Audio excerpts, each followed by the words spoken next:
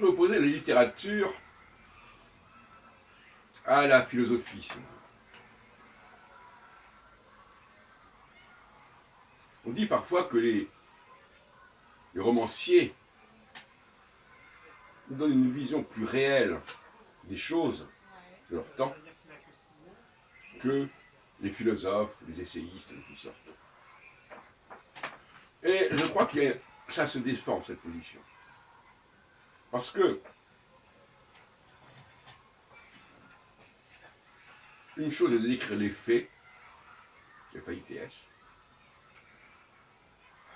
tels qu'on les vit, tels qu'on les perçoit, tels qu'on les observe, viscéralement, si on peut dire, de façon évidente. Et une autre chose est de discourir sur ce qui se passe et de le relier à ceci, à cela, de l'expliciter. Et j'ai toujours dit, bien que ça puisse paraître un peu paradoxal, que dès qu'on veut expliquer un fait, il y a le risque de le trahir ou même de le nier.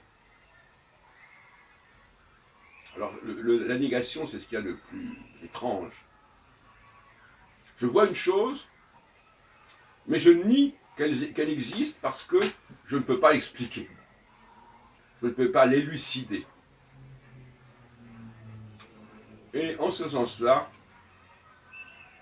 je risque de trahir la réalité.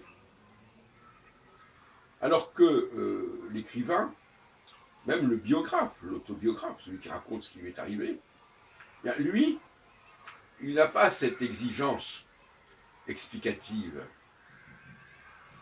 Et par conséquent, il y a des chances qui nous servent, qui nous délivrent des données plus authentiques. C'est un petit peu le débat entre presse d'opinion et presse d'information. La presse d'information nous dit ce qu'il en est, la presse d'opinion nous dit ce qu'il faut en comprendre et ce qu'il faut en retenir. Et on connaît les ravages qui consistent à vouloir expliquer les choses.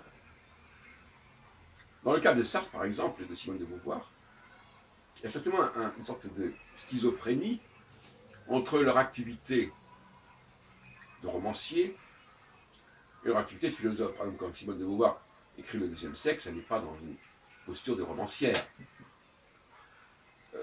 Quand Sartre...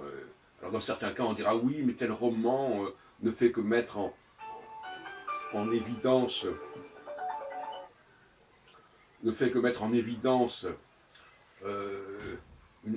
un message philosophique. Oui, effectivement, ça peut se produire. Mais néanmoins, il y a un clivage. C'est pour ça que dans mon cas, par exemple,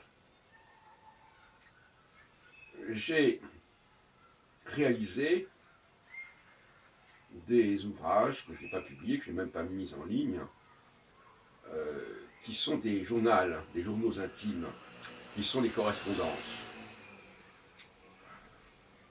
Et je ne sais pas si je vais les publier d'ailleurs.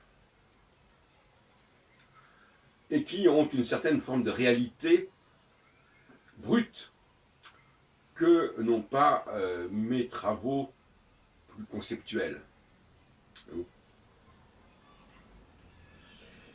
Et peut-être que Sartre a raison de fonctionner sur plusieurs registres, comme d'ailleurs Albert Camus, qui a à la fois écrit le mythe de Sisyphe, mais aussi des ouvrages plus autobiographiques, comme La Peste, par exemple. Être dans le détail.